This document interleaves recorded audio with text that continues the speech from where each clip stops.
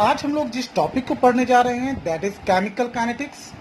Chemical kinetics chapter के बारे में अगर हम लोग जानें तो ये चैप्टर बहुत ही इंटरेस्टिंग चैप्टर है। साथ ही साथ क्लास 12th में 5 मार्क्स का बोर्ड एग्जामिनेशन में वेटेज भी लिए हुए हैं। तो चलिए आज हम लोग इस चैप्टर को स्टार्ट करते हैं, केमिकल काइनेटिक्स। तो पहली बात करते हैं हम लोग केमिकल काइनेटिक्स क्या है, केमिकल काइनेटिक्स में हम क्या पढ़ते हैं। तो देखिए केमिकल काइनेटिक्स, केमिकल का मतलब केमिकल रिएक्शन से है। केमिकल का मतलब किससे है? Chemical reactions.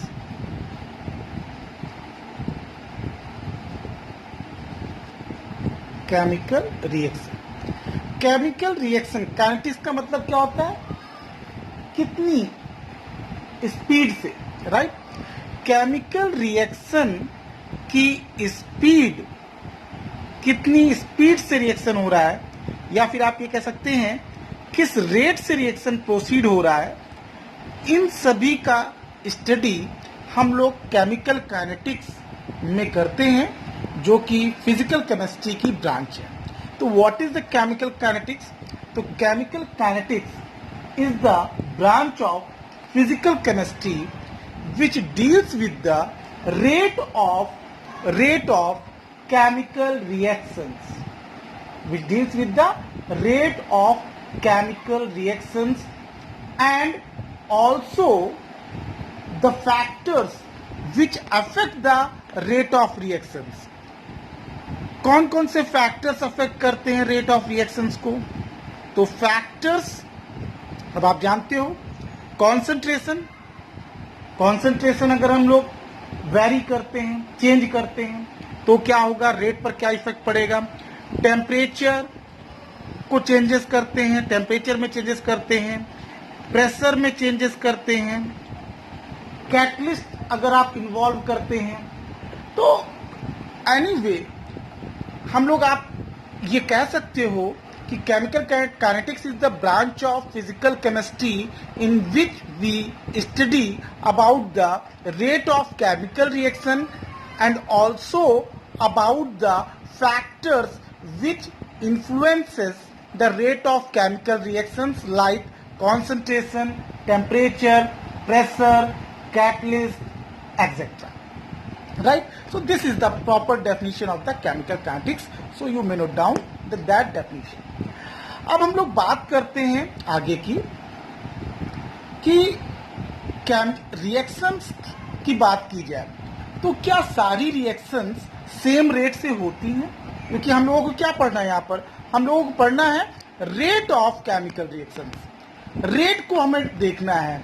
तो रेट को जानने से पहले क्या आपको ये लगता है कि जितनी भी केमिकल रिएक्शन होती हैं हमारी डे टू डे लाइफ में, सारी रिएक्शंस क्या सेम स्पीड से होती हैं? तो चलिए पहले हम लोग रेट ऑफ रिएक्शंस को देखिए। हेडिंग आप लोग डालेंगे rate of chemical reactions. Chemical reactions के रेट, जैसा मैंने आपसे बोला, डे टू डे लाइफ में क्या हमारी जितनी भी रिएक्शंस होती हैं वो उनकी स्पीड सेम है, सेम स्पीड से होती हैं। तो देखिए केमिकल रिएक्शन जितनी भी हैं उनको हम लोग 3 कैटेगरीज में डिवाइड कर सकते हैं। One of them is very fast और instantaneous reaction, second one is moderate reaction and third one is very slow reactions. तो सबसे पहले वन बाय वन हम लोग इनको देखते हैं। तो पहले देखिए, अगर हम वेरी फास्ट रिएक्शंस और इंस्टेंटेनियस रिएक्शंस की बात करते हैं तो वेरी फास्ट, नाम ही बता रहा है, बहुत फास्ट रिएक्शन होती है, इंस्टेंटली, बिल्कुल आप समझ ही नहीं पाते हैं, इतना कम टाइम लगता है इन रिएक्शन को प्रोसीड होने में। आप नोट कर सकते हो कि जो वेरी फास्ट रिएक्शंस होती हैं या इंस्टेंटेनियस रिएक्शंस होती हैं वो approximately 10 to the power -14 to 10 to the power -16 second का टाइम लेती हैं, right. Means these reactions occur at a very high speed and it takes about 10 to the power -14 to 10 to the power -16 seconds. तो आप ये समझ सकते हो ये 1 सेकेंड का बहुत लिटिल पार्ट है, तो इनके रेट को हम लोग डिटरमाइन नहीं कर सकते क्योंकि इतने कम टाइम में हो रही हैं। अब बात आती है ऐसी कौन सी रिएक्शन होती है, तो मेनली अगर आप बात करें तो ये आयनिक रिएक्शन जितनी भी हैं वो सारी वेरी फास्ट रिएक्शन में जाती हैं, लेकिन एक्सेप्ट दैट यहाँ पर आप दो चीज़ें और नोट कर सकते हो। जितनी भी प्रेसिपिटेशन रिएक्शन है, right, all the precipitation reaction and neutralization reaction,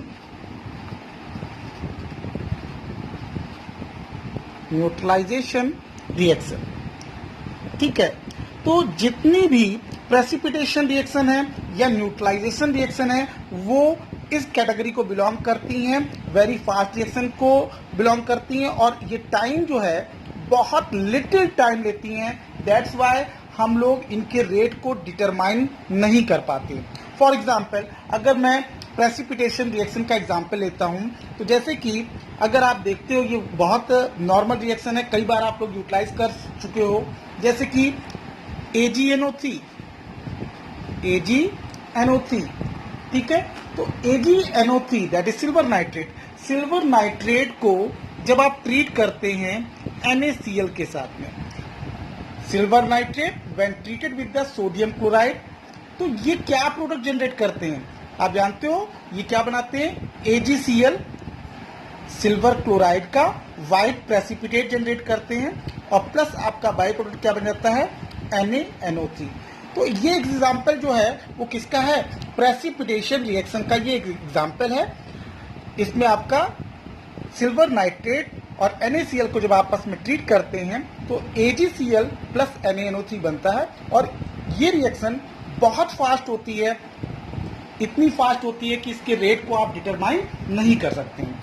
accept that जैसा मैंने बोला कि न्यूट्रलाइजेशन रिएक्शन भी वेरी फास्ट रिएक्शन को ही बिलोंग करती हैं। फॉर एग्जाम्पल जैसे आप एसिड प्लस बेस, आपने एसिड ले लिया, एसिड हमारे पास मैंने ले लिया है HCl और NaOH को अगर हम ट्रीट करते हैं तो ये क्या प्रोड्यूस करते हैं, एवरीवन नोज अबाउट इट। तो ये क्या जनरेट करते हैं, NaCl प्लस H2O। ओके, तो कहने का मतलब क्या है, all the precipitation reaction and neutralisation reaction belongs to the very fast reactions और इंस्टेंटेनियस रिएक्शन। इंस्टेंटेनियस रिएक्शन का मतलब है इंस्टेंट हो जाती हैं, इसके लिए आपको वेट नहीं करना पड़ता है, इसके लिए आपको कोई भी हीट, टेम्परेचर, लाइट की रिक्वायरमेंट नहीं होती है, इंस्टेंटली हो जाती हैं। तो इन रिएक्शंस को हम लोग क्या कॉल करते हैं, वेरी फास्ट रिएक्शंस, ठीक है। अब सेकेंड कैटेगरी अगर हम लोग देखते हैं that is very slow reaction. तो वेरी स्लो रिएक्शन की अगर हम लोग बात करते हैं तो ये रिएक्शन बहुत ही ज्यादा स्लो होती हैं, बहुत ज्यादा स्लो होती हैं। वेरी स्लो रिएक्शंस, इनको प्रोसीड होने में मंथ्स का टाइम लग जाता है, महीनों लग जाते हैं इस रिएक्शन को होने में, ठीक है। क्योंकि जो ये रिएक्शन है इसीलिए इनको हम लोग क्या कह रहे हैं, वेरी स्लो रिएक्शन। जैसे कि अगर फॉर एग्जांपल आप जानते हो एयर में अगर हम लोग लेते हैं हाइड्रोजन गैस H2, हाइड्रोजन और ऑक्सीजन गैस अगर रूम टेम्परेचर पर कंबाइन करती है, ये रिएक्शन मैं बोल रहा हूं रूम टेम्परेचर पर हो रहा है, तो रूम टेम्परेचर पर क्या आप लोगों ने कभी इस बात को देखा है कि हाइड्रोजन और ऑक्सीजन कंबाइन करके वाटर प्रोड्यूस कर देता है, नहीं देखता है ना, देख ही नहीं पाते हो, क्यों, क्योंकि ये होता है, बट रूम टेम्परेचर पर ये रिएक्शंस बहुत ज्यादा स्लो होती हैं, इनको महीनों सालों लग जाता है, तो इसलिए इन रिएक्शन को हम लोग क्या बोलते हैं, वेरी स्लो रिएक्शन। ये इतनी ज्यादा स्लो होती हैं कि बहुत ज्यादा टाइम लेती हैं, तो दैट्स वाई इन रिएक्शन के रेट को भी हम लोग डिटरमाइन नहीं करते। इन दोनों के बीच में एक वेरी फास्ट रिएक्शन और दूसरी हमारी कौन सी है, वेरी स्लो रिएक्शन। इन दोनों के बीच में कुछ रिएक्शंस आती हैं जो बहुत फास्ट नहीं होती हैं, बहुत स्लो नहीं होती हैं, कैसी होती हैं, मीडियम होती है, बीच में होती है, उनको हम लोग क्या कॉल करते हैं, मॉडरेट रिएक्शंस। तो मॉडरेट रिएक्शन की अगर हम लोग बात करें तो मॉडरेट रिएक्शन के लिए आप कह सकते हो these reactions does not occur instantly, does not take month और years, it takes a proper time are said to be moderate reaction. For example, अगर एग्जाम्पल की बात करते हैं, जैसे आप जानते हो हाइड्रोजन पेरोक्साइड, जानते हैं ना, हाइड्रोजन पेरोक्साइड का फॉर्मूला क्या होता है भाई, H2O2। तो हाइड्रोजन पेरोक्साइड अगर आप लेते हो तो H2O2 को जो है वो क्या जनरेट करता है, जब ब्रेकडाउन करता है तो वाटर भी बनाता है, वाटर, और प्लस क्या रिलीज करता है, ऑक्सीजन गैस। ठीक है, तो ये जो रिएक्शन आप देख रहे हो, this reaction belongs to the moderate reaction. ये इंस्टेंट नहीं होती है, बहुत स्लो नहीं होती है, ठीक है, ये मॉडरेट स्पीड में होती है। तो ये रिएक्शन को आप कहां पे रखेंगे, moderate reaction.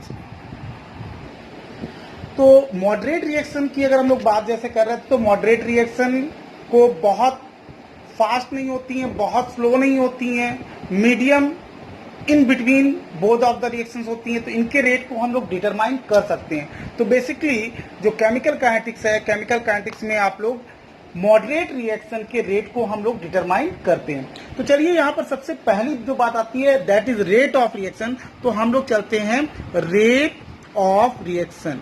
What is the rate of reaction, how can you define the rate of reaction, इसको हमें समझना होगा, रेट ऑफ रिएक्शन। तो देखिए रेट ऑफ रिएक्शन के लिए हम लोग एक छोटी सी बात बोल रहे हैं। सपोज करिए हमारे पास एक कोई हमने रिएक्शन ले ली, A plus B gives product. Okay, A plus B gives product. A और B आपस में कंबाइन कर रहे हैं और कोई प्रोडक्ट जनरेट कर रहे हैं। तो ऑब्वियस सी बात आप समझिए, जब A और B जब कंबाइन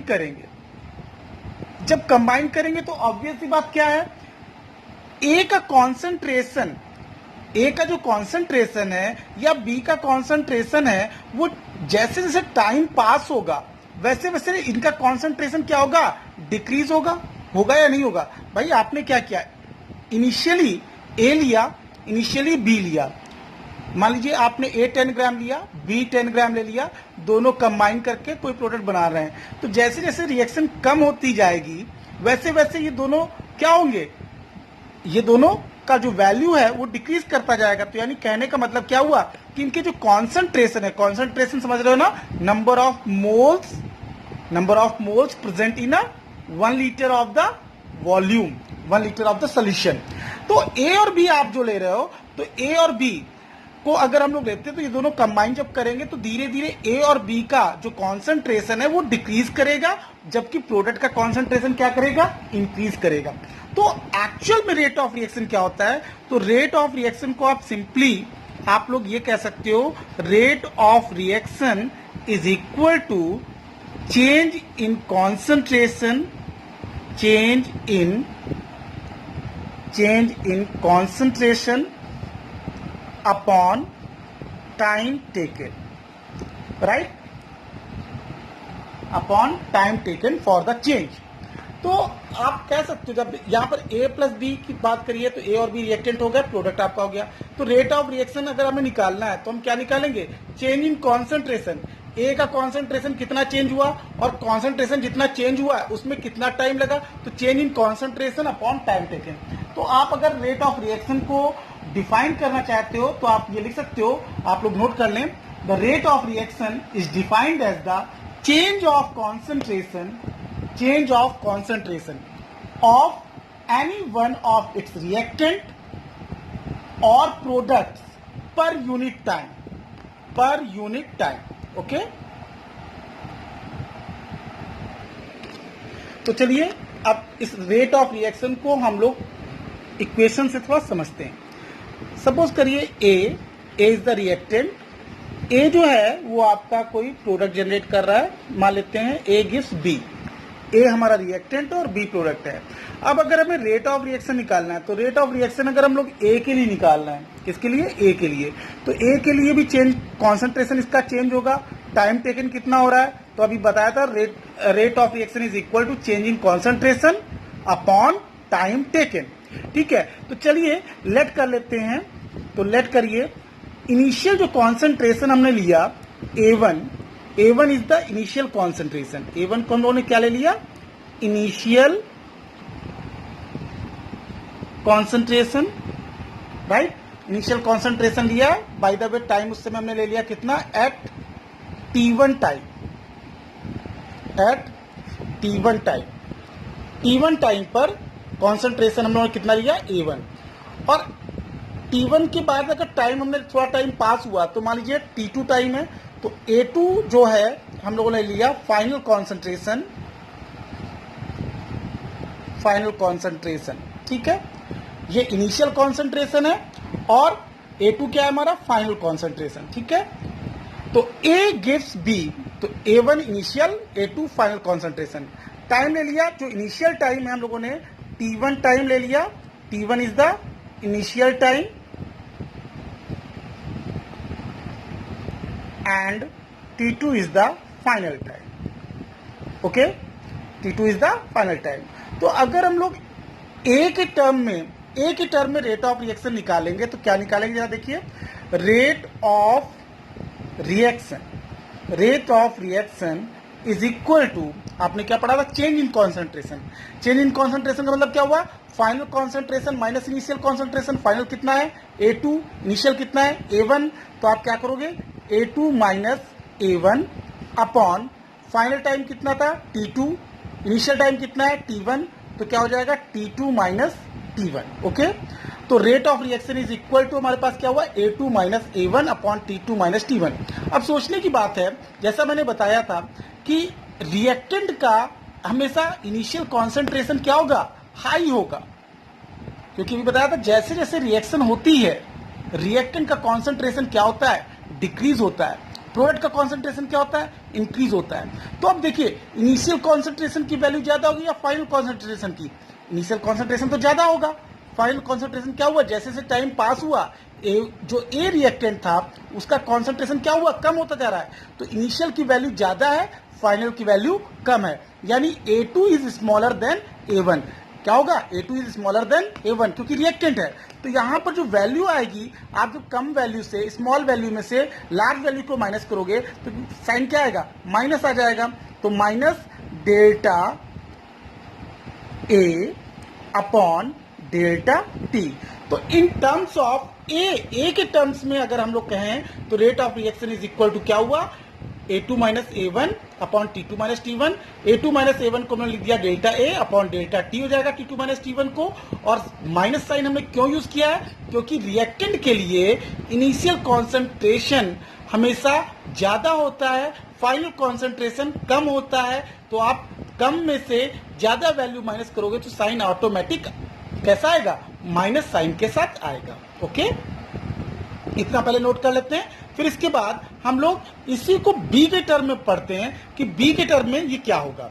बी के टर्म में अगर हम लोग रेट ऑफ रिएक्शन लेते हैं तो क्या साइन आएगा, क्या चेंजेस होंगे।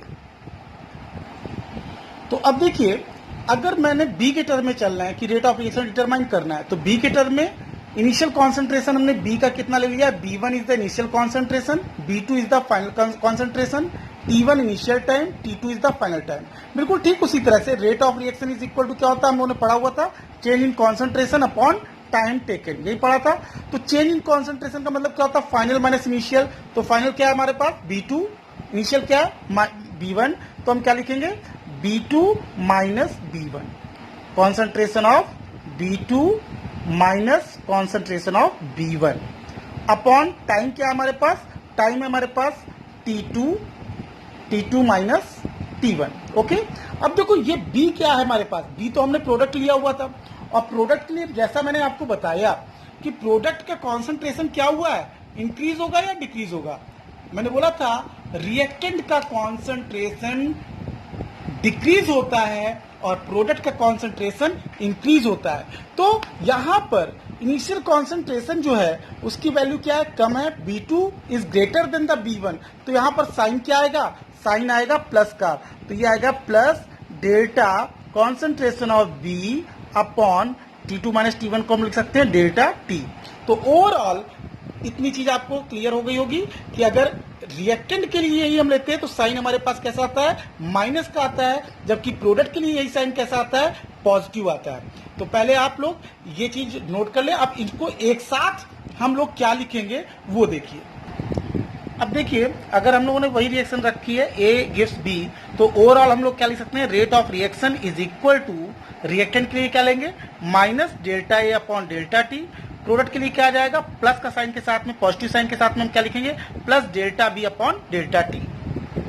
Okay, unit of rate of reaction. अगर आपको कोई भी रिएक्शन प्रोवाइड की गई है और उसका आप रेट निकाल रहे हैं, तो यूनिट क्या होगा, रेट ऑफ रिएक्शन का।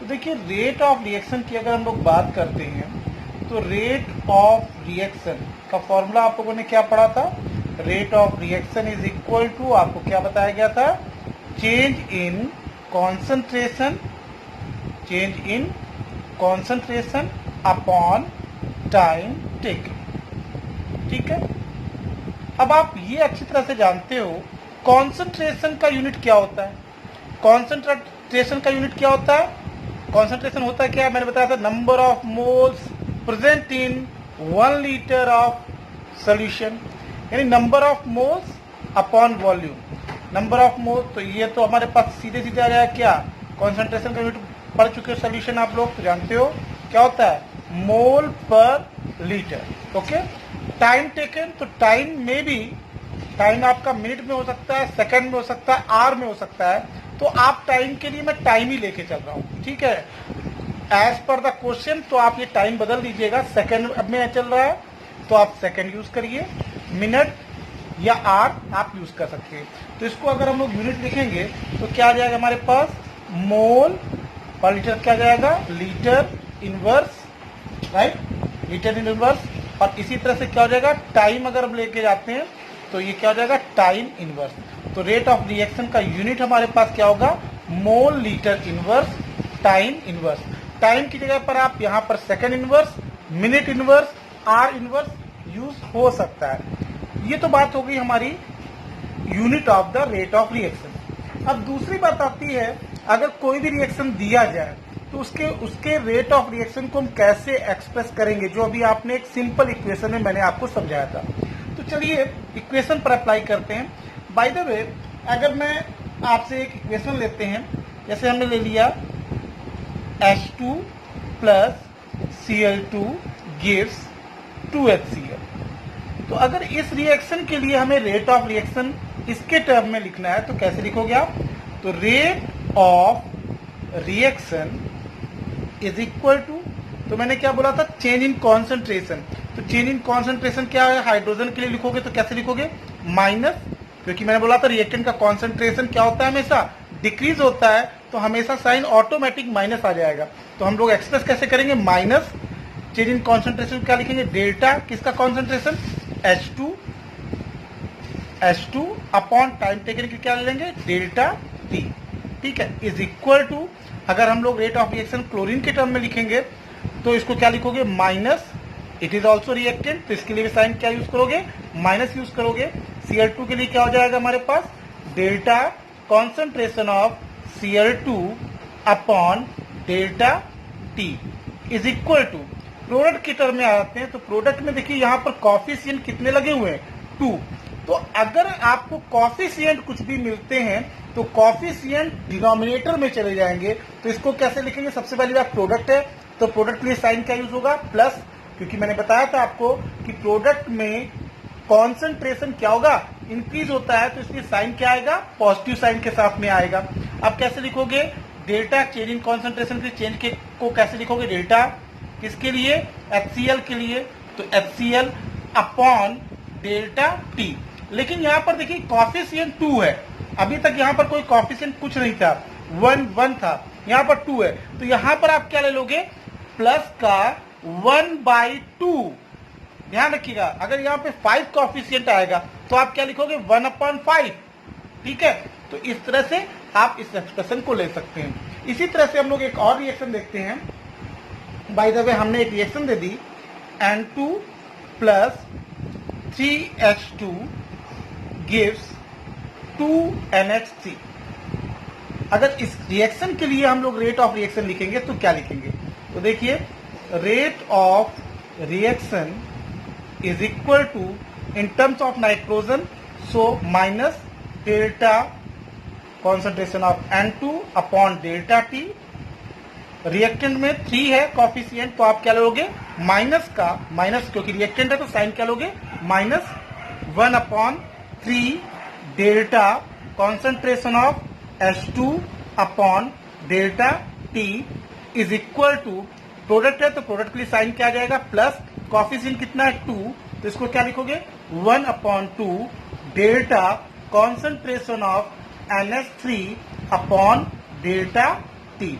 ठीक है, तो इस तरह से आप इस एक्सप्रेशन को नोट कर सकते हैं। देखिए ये इस रिएक्शन को अगर हम लोग इसी तरह से रेट ऑफ रिएक्शन के टर्म में एक्सप्रेस करें तो इस रिएक्शन को आप लोग क्या एक्सप्रेस करेंगे, चलिए आप लोग पहले एक बार कर लीजिए, फिर मुझसे मेरे साथ में टैली करिए।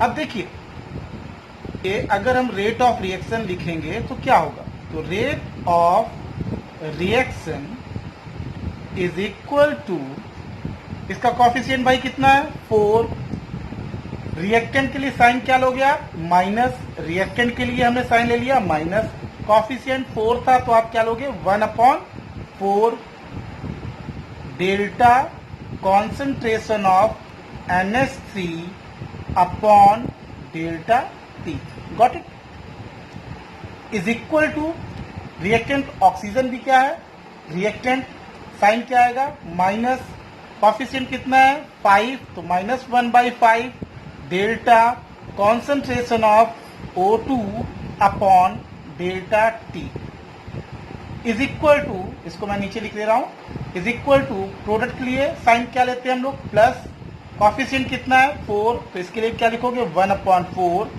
Delta concentration of NO2 upon delta T is equal to, इसका कॉफिशिएंट प्रोडक्ट है तो साइन क्या आएगा प्लस का, कॉफिशिएंट कितना है 6 तो 1/6 delta concentration of H2O upon delta T.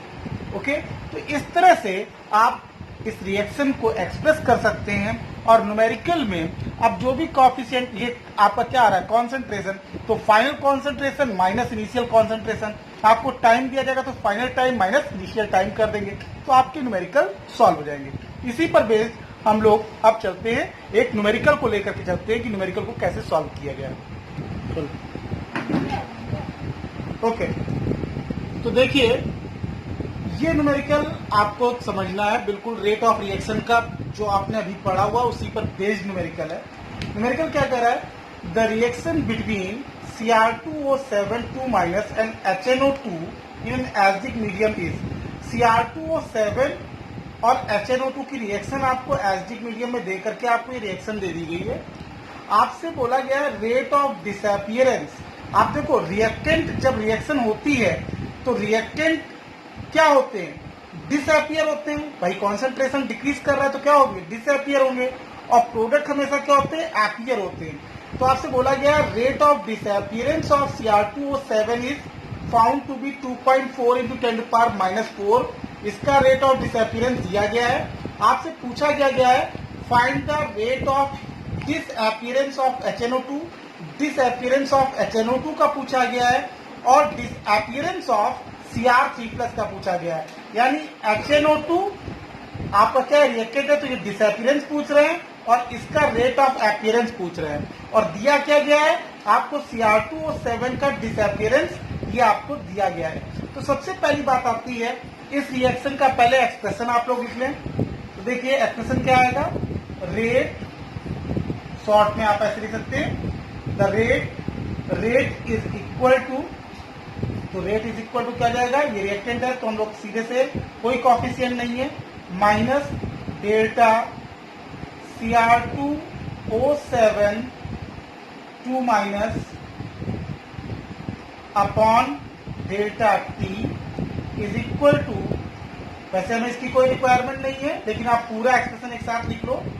देखिए हमसे ये और ये पूछा गया है लेकिन फिर भी हम लोग इसको एक्सप्रेस करते हैं, तो माइनस इसका कॉफिशिएंट 5 है तो 1/5 delta concentration of H+ upon delta T is equal to, coefficient 3 है तो इसके लेंगे -1/3 delta concentration of nitrous acid that is HNO2 upon delta T is equal to, product है तो साइन क्या लोगे, प्लस का लेंगे, 1/2 delta CR3 plus upon delta T.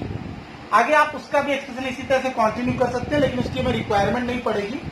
हमें दिया गया था क्या, डिसअपीयरेंस दिया गया था। डिसअपीयरेंस में अभी ये वैल्यू आपको पूरी दे दी गई थी, ये वैल्यू दी गई 2.4। आपसे क्या पूछा जा रहा था, यानी इसको हम लोग इक्वेट किसके साथ करेंगे, HNO2 के लिए पूछ रहे हैं, इसको हम लोग इसके बराबर ले लेंगे। ये वैल्यू आपको कितनी दी गई थी, ये वैल्यू पूरी दी गई है 2.4 × 10⁻⁴। ये वैल्यू पुट करेंगे 2.4 × 10⁻⁴ mole inverse second inverse is equal to, sign ले लिया। क्या पूछा था इन्होंने पूछा था rate of disappearance of HNO2। तो हम लोग इसको इसके बराबर डायरेक्टली, सब चीजें एक दूसरे के बराबर है, लेकिन ये पूछ रहे हैं तो हम इसके बराबर ये लेंगे। तो इसको क्या लोगे, -1/3 delta concentration of HNO2 upon delta T. लेकिन एक बात जो ध्यान रखनी है वो आपको ये रखनी है कि आपको पूछा गया है इसका डिसअपीयरेंस, पूछा गया कॉफिशिएंट। तो ये वैल्यू आप क्या करो, क्रॉस मल्टीप्लाई कर दो। हमें निकालना क्या, delta HNO2 upon delta T, that is the rate of disappearance of HNO2। तो ये क्रॉस मल्टीप्लाई हो जाएगा, तो हमारे पास क्या जाएगा, 2.4 × 10⁻⁴ मल्टीप्लाइड बाई, आप इधर साइड लोगे तो ये हमारे पास क्या हो जाएगा, मल्टीप्लाइड बाई 3। ठीक है, अब आप इज इक्वल टू, हमारे पास आ जाएगा minus delta concentration of HNO2 upon delta T. ये आप सॉल्व कर देंगे इसको, तो कितना आ जाएगा,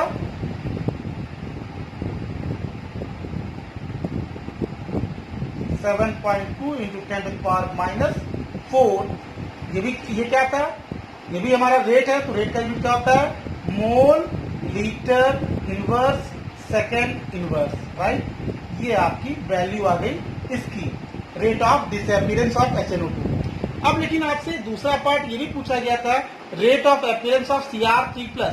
तो CR3+ का एक्सप्रेशन ये था, तो इसी तरह से आप लोग इसके लिए भी ले सकते हो। अब हमारे पास ये वैल्यू को आप इसके बराबर ले सकते हो, ठीक है। ये तो अपीयरेंस हो रहा है, तो ये वैल्यू हमारे पास डायरेक्टली हम लोग यहाँ पे रख सकते हैं, या आप इसी से वैल्यू से सॉल्व इसको भी कर सकते हो, क्योंकि this is equal to this. तो आप इसको अगर इसके बराबर कर लेंगे और delta CR3+ upon delta T निकालोगे तो निकल आएगा। तो चलिए अब हम लोग ये वैल्यू इसके बराबर ले रहे हैं, तो इसको कैसे लिख सकते हो, minus delta CR2O7 2- upon delta T is equal two plus 1/2 delta CR3+ upon delta T. अब देखिए ये वैल्यू तो आपको मिल रही थी ना, पहले दी गई थी न्यूमेरिकल में 2.4 × अगेन हम लोग ये वैल्यू पूरी रख देंगे, ठीक है। तो ये वैल्यू हम रख देंगे, ये वैल्यू आप पूरी रख दोगे, रख करके 2 का क्रॉस मल्टीप्लिकेशन आ जाएगा, तो ये आपका आ जाएगा 2.4 × 10⁻⁴ मल्टीप्लाइड बाय 2। ये आपका आ जाएगा rate of appearance of CR3+, ठीक है। ये आप सॉल्व कर देंगे, इसको वैल्यू आप निकाल लेंगे, 2 4 8, 2 2 4, तो 4.8 × 10⁻⁴ ये वैल्यू आपकी आ जाएगी, ठीक है। तो इस तरह से आप इस तरह के न्यूमेरिकल्स को आप सॉर्ट आउट कर सकते हैं। इस तरह के क्वेश्चंस मैं आपको जो आपकी वर्कशीट है उसमें ट्रांसफर करूंगा, तो ये क्वेश्चन इस तरह के आपको अभी लगाने हैं, ठीक है। अब आपको इसी तरह के न्यूमेरिकल्स आपको मैं ट्रांसफर कर रहा हूं, वो आपको सॉल्व करने हैं।